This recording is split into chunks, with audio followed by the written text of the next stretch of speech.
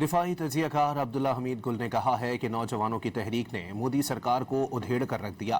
Cockroach جنتا party کی تحریک کی اتنی سی کہانی ہے کہ کاکروچ کا وار، مودی کی ہار۔ مودی حکومت نے احتجاج روکنے کے لیے ہر حربہ استعمال کیا، یہاں تک کہ کشمیر کی طرح دہلی میں بھی پیلٹ گنز کا استعمال کیا گیا۔ وہ کاکروچ جنتا پارٹی کی تحریک کے حوالے سے ڈان نیوز سے خصوصی گفتگو کر رہے تھے۔ کاکروچ کا وار اور مودی کی ہار، دو لفظوں کی کہانی ہے۔